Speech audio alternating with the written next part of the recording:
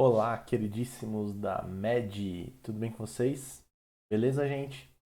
Bom, lembrando que a gente está aí já na nossa fase de revisão, e aí com muita alegria aí, com o coração aberto, com a sede no conhecimento, a gente inicia aí mais uma aulinha feita com muito carinho para vocês, beleza? E hoje, gente, o tema aí da nossa terceira aula é um tema que eu não preciso nem falar a importância dele, né? Não existe prova que não caia esse tema. É a nossa queridíssima estequiometria. Então, o cálculo estequiométrico, cálculo de quantidades em reações químicas. Vamos lá? Beleza? Então vamos lá, gente, ó. Deixa eu começar lembrando do nosso cronograma e localizando você, ó. Você está aqui, ó, na terceira semana de aula. Então a gente está falando sobre estequiometria hoje e aí a gente só se vê daqui a 14 dias, né? Porque na semana que vem não tem aula. A gente se vê para soluções, dia 23 de outubro. Beleza, gente. Continuando aqui, ó, vamos começar a falar sobre estequiometria. Vou tentar fazer essa aula o mais rápido possível para ela ficar mais dinâmica e você conseguir se concentrar mais nos exercícios, tá bom?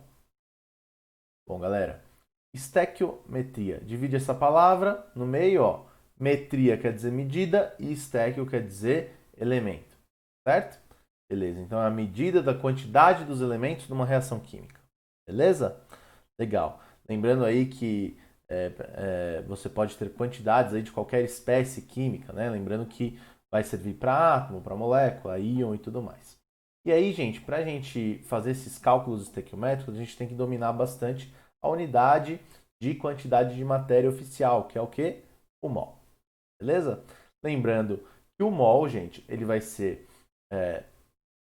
6 vezes 10 a 23 partículas sempre, né? E a gente vai sempre conseguir saber qual que é a massa de um mol de partículas, que é a nossa massa molar. E aí o volume molar também pode ser determinado aí pelas condições de pressão e temperatura. Se o cara não te der o volume molar, você sabe, né, gente? Equaçãozinha de Clapeyron, PV igual a nRT, a gente viu na aula passada. Beleza? Tranquilo. Então vamos lá, ó. Primeira coisa a gente precisa falar sobre as leis ponderais. Então, são as leis aí que vão guiar o nosso estudo estequiométrico, né? Ó, primeiro, conservação das massas. As massas, elas vão se conservar após as reações químicas. Então, se eu tiver reagentes se transformando em produtos, se eu tiver uma massa inicial, digamos, de 100 gramas, os produtos têm que ter 100 gramas também. Lembrando que essa é a soma das massas, né? Ó, beleza? Só tem uma exceção para isso quando eu tenho, por exemplo, um sistema fechado, aliás, desculpa, um sistema aberto e ele tem uma produção de gás, porque esse gás vai o quê? Ó, ele vai embora, escapa, e aí a nossa massa do sistema diminui, certo? Mas você ainda consegue usar aí a estequiometria conservando a massa para saber, por exemplo, a quantidade desse gás que está escapando, beleza? Bom, gente, aí enunciando essa leizinha, ó, a gente tem aí os reagentes A e B, produtos C e D. Então a gente vai ter a soma dos reagentes MA e MB igual a soma dos produtos MC e MD. Legal? Beleza. Lembrando aí, né, que a gente lembra da frase do Lavoisier, né? Na natureza nada se cria, nada se perde, tudo se transforma. Gente, vamos lá, ó. Lei de Proust agora, que é das proporções definidas. Então, para uma reação química, as proporções das massas são fixas. Então vamos lá, por exemplo aqui, ó. Se eu tiver essa reação aqui, que é a minha reação favorita, né? Você pode visualizar que aqui a sua proporção ali, com os coeficientes da reação balanceada, já é a proporção em mols, beleza? Bom, gente, se eu aplicar as massas molares aqui, então cada uma das substâncias tem uma massa molar e a gente transforma essa quantidade que está em mols para massas. Então, por exemplo, 1 mol de metano, CH4, são 16 gramas. 2 mols de oxigênio, né, são 2 vezes a massa molar, porque são 2 mols, 64 gramas. Faz isso para todo mundo, beleza? Então, cada um com a sua devida massa molar, Beleza? Bom, aí que a gente faz, gente? A gente tem essas proporções aí de massa, beleza? Aí, ó, o que acontece? Primeira coisa, primeiro comentário. Se você somar essas duas massas aqui, ó, essa com essa, é a massa dos reagentes, não é? Ó, vai dar 80. E aqui, ó, massa dos produtos também dá 80. Então, só comprovando aí a lei da conservação de massas que a gente viu antes, né? Beleza. Se você dobrar ou multiplicar por qualquer número uma das massas, todas as massas também são multiplicadas, porque a proporção é fixa. Então aqui eu fiz multiplicando por 2, todo mundo multiplica por 2. Lembrando que você continua mantendo a proporção das massas. Legal? Beleza. Se você divide por 10, todo mundo divide por 10. Se você multiplica por 1.500.000, todo mundo multiplica por 1.500.000. Tudo bem? Beleza. Bom, gente, lembrando que você sempre mantém também a conservação das massas. Legal. A terceira e última é a das proporções volumétricas. Então aí, ó, as proporções dos volumes das substâncias também são fixas. Então aqui, ó, se eu tiver essas proporções já em mol, quando eu tenho gases, gente, eu tenho esse volume molar fixo, certo? Então, por exemplo, se eu tiver o volume molar de 22,4 litros, né? Seria na CNTP. Veja que eu tenho aí, ó, essa quantidade de litros para cada um, né? Lembrando que são 3 mols de hidrogênio ali, então 3 vezes o volume molar e a mesma coisa ali, o mesmo raciocínio para amônia. Aí, gente, você tem essa proporção aí em litros, beleza? E essa proporção é fixa, assim como a proporção da massa. A única coisa que você não pode aplicar aqui é a conservação, ó. Tá vendo que essa soma aqui, ó, não dá essa daqui, beleza? Então, os nossos volumes não se conservam depois das nossas reações. Eu fiz dividindo aí por 22,4 para voltar para os nossos mesmos números de mol aqui, só que em litros, ó, tá vendo? Beleza? Só para te mostrar que as proporções em mols já são as mesmas proporções em litros. Tudo bem? Então isso aí pode ser um atalho para você. Legal? E aí lembrando que esses volumes não se conservam. Beleza? Lembrando que isso aí é só para gases, hein, gente? Ó, deixa eu dar uma destacada aqui, ó. Gases. Bom? Legal. Bom, proporções estequiométricas. Se você tiver as quantidades, ó. Então, lembrando disso aí que vai ser sempre na tua mente, tá? Se eu tiver uma reação assim, por exemplo, eu já posso visualizar de cara, é o nosso pacto, lembra? Que você tem as proporções aí em mol, que são as próprias proporções da reação balanceada. Beleza? Então, em mol você tem isso daqui. Beleza? Se você quiser transformar para massa, para números de partículas, para volume, você vai ter que usar alguns dados, né? Ó, então, aqui são as massas molares, né? Aqui é o volume molar. Legal? E aqui é o número de Avogadro, né? Ó, e transforma para número de partículas. Então, beleza, gente. Ó, se eu quiser para moléculas, cada um mol, 6 vezes 10 a 23 moléculas, no caso aqui. Né? Legal. Se você tiver em massa, cada uma tem a sua massa molar específica. Tá bom? Então, se você tem aí 1 mol de SO2, você tem 64 gramas. Você tem meio mol de O2, multiplica por meio essa quantidade aqui, certo? Você tem 1 mol de SO3, você tem 80 gramas aqui no caso. E os volumes molares, todo mundo multiplica pelo mesmo valor, beleza? Legal.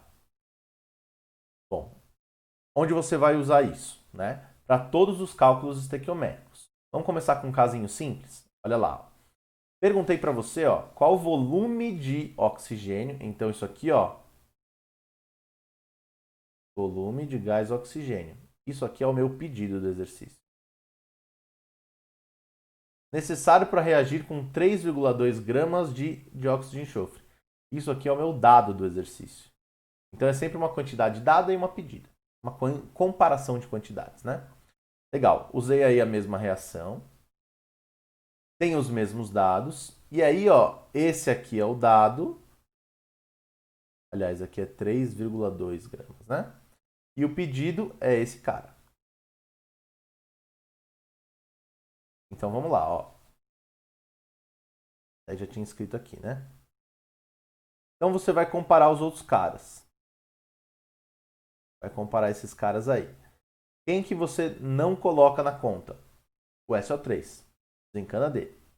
Então vamos lá, ó. Primeiro, vê as proporções em mol dos caras que você está comparando, o dado e o pedido. Vê como que eles estão sendo apresentados. Então, por exemplo, aqui está em massa, ó, tá vendo? Então o SO2 você passa esse 1 mol para massa. E o outro ali que é o O2 você está pedindo em volume. Então vai para volume, beleza? No caso aí meio vezes o volume molar que eu coloquei aí, eu te dei como 25 litros por mol. Essa é a primeira linha da sua regra de 3. Beleza? E a segunda? Na segunda linha, no dado você coloca um valor e no pedido você coloca um incógnita. Então vamos lá, ó. No caso aí o valor é 3,2 gramas e a incógnita aí, ó, eu coloquei como VO2 porque eu quero saber o volume de gás oxigênio. Bom, fazendo a regrinha de 3, você já está cansado de fazer isso, multiplique em cruz, vê se dá para cortar alguém ali, né? E aí você vai ter 0,625 litros de O2 nesse caso aí. Beleza? Legal. Segundo exemplo. Ó, reação da soda cáustica com hidrogênio carbonato de sódio. Então, soda cáustica está aqui, hidrogênio carbonato de sódio está aqui, ó, o bicarbonato de sódio, né? Beleza. Ele quer saber, ó, quantos quilogramas de carbonato de sódio. Isso aqui, ó, é o pedido. A partir de 100 mols de hidróxido de sódio. Esse aqui é o dado. Então, ó, me organizei aqui, tá? Então, eu tenho o dado e o pedido, beleza? Tenho as massas molares, que no caso da prova da PUCamp aí, que eu usei como exemplo, eram dados na tabela periódica. Bom, coloquei as duas aí frente a frente, vi quem é dado e quem é pedido, vi quais são as proporções em mol primeiro, e aí eu vou passar elas para massa e para mol, né? Ó. Então veja que do NaOH está em mol mesmo, então eu deixo assim, 1 mol. E ali ó, do carbonato de sódio está em massa. Então eu faço a massa molar dele, que é a soma, né, das massas moleculares ali, das massas atômicas, desculpa. Aí é só você colocar ali, 106 gramas. Então você descobriu que a cada 1 mol de hidróxido de sódio você produz 106 gramas de carbonato de sódio. Beleza? Aí a quantidade que é dada é 100 e a quantidade ali do carbonato de sódio, a massa, eu não sei, portanto eu coloquei M.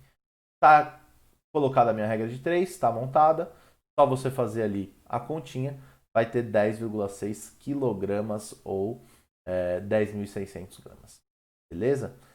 Lembrando, né, gente, aqui ó, seria vezes 100, né?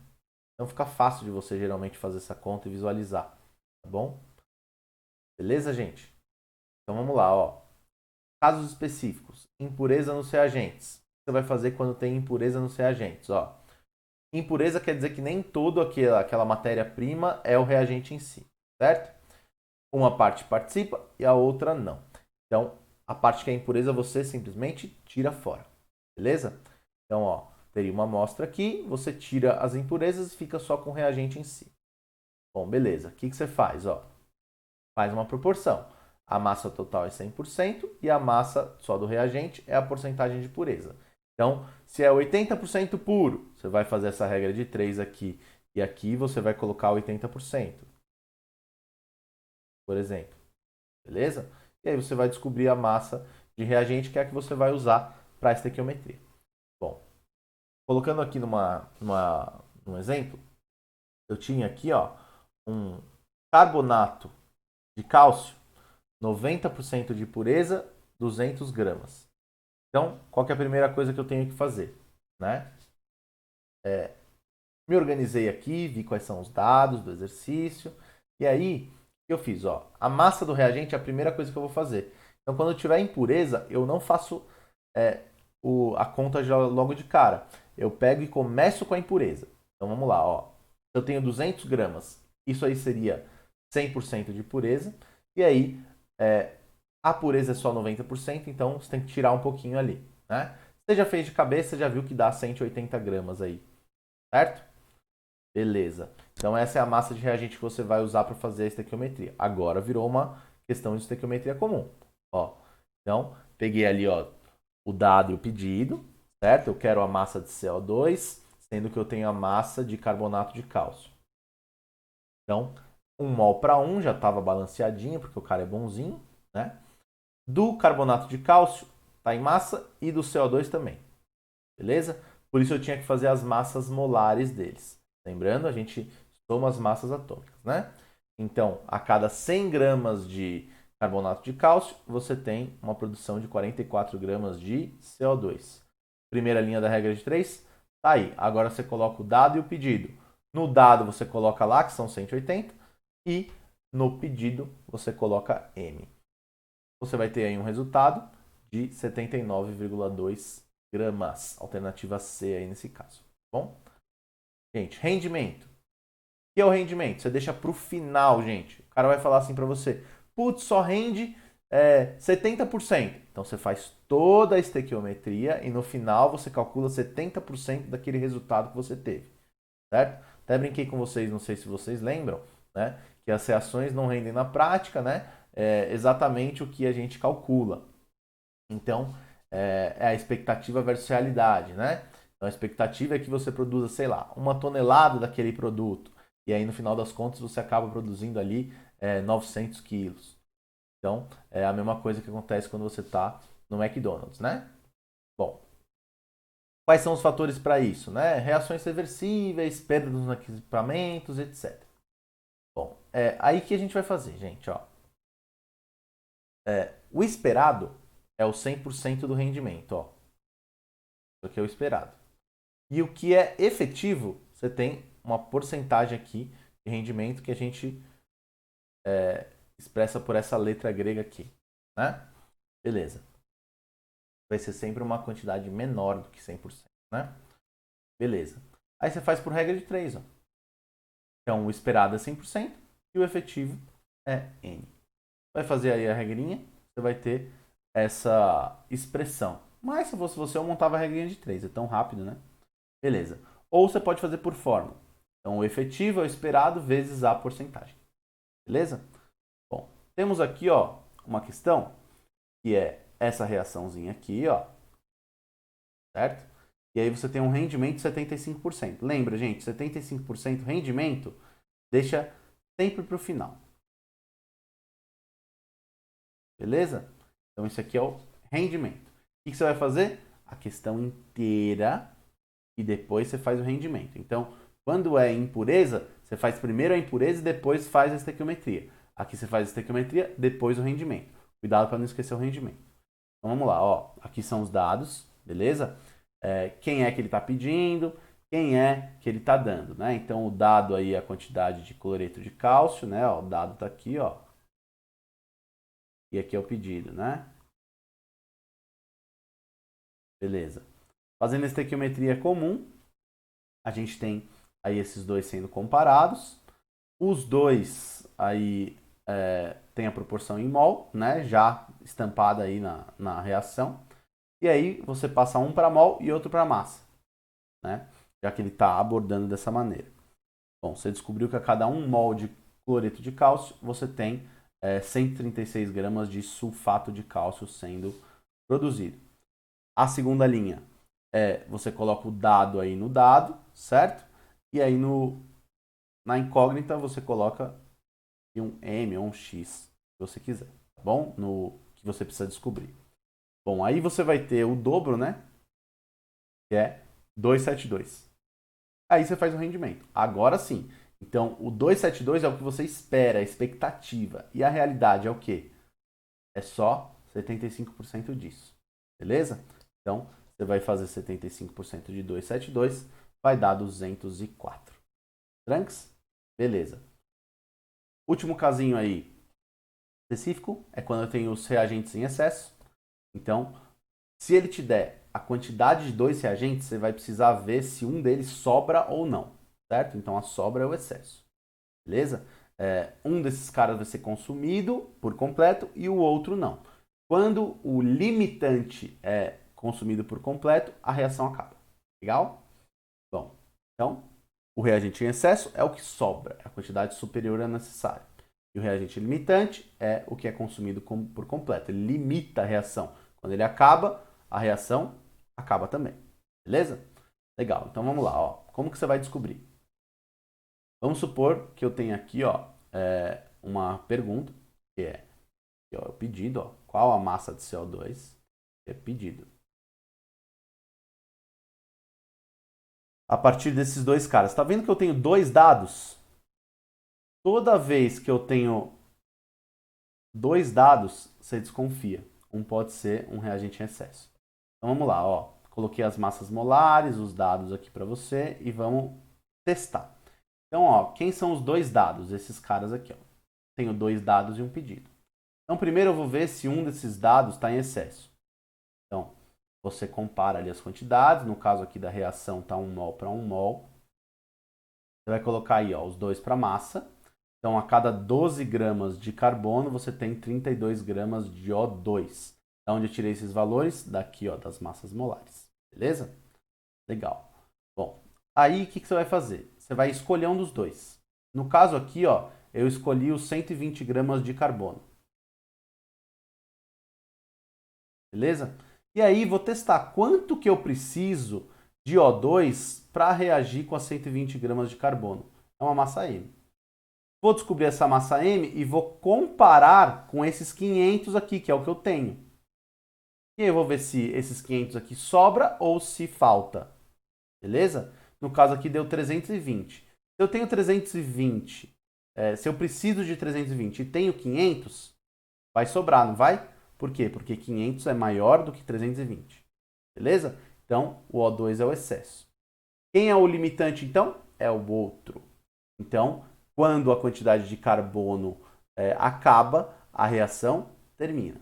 Então vamos lá, ó. A gente vai usar o limitante agora para fazer a quantidade ali da estequiometria. Então, o limitante ali, que é o carbono, é o dado agora. Agora, vamos fazer a mesma comparação, a estequiometria é simples, os dois estão para massa no caso aqui. 12 gramas de carbono produzem 44 gramas de CO2, de gás carbônico. Aí é só você colocar ali os 120 gramas, M. Esse M vai dar 440 gramas. Beleza? Então, o que você faz quando tem reagente em excesso?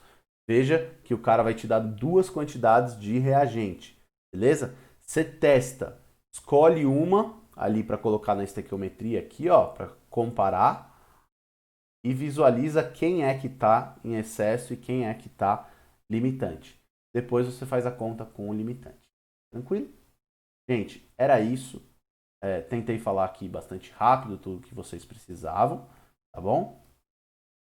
O vídeo ficou com 23 minutinhos, então foquem aí nos exercícios que a gente já tem na apostila, tá? Os exercícios de sala vão ser diferentes dos da apostila, porque aqui vocês têm poucos exercícios aqui.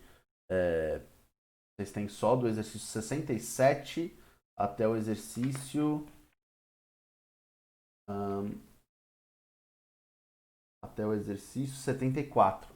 São poucos. Então, eu fiz questão de fazer uma seleção maior, tá bom? E aí os de sala a gente vai fazer junto e qualquer coisa, os outros que vocês vão fazer sozinhos, vocês me perguntam depois, tá bom? Então, grande abraço para vocês, a gente se vê daqui a pouquinho, tá bom? Tchau, tchau, até mais.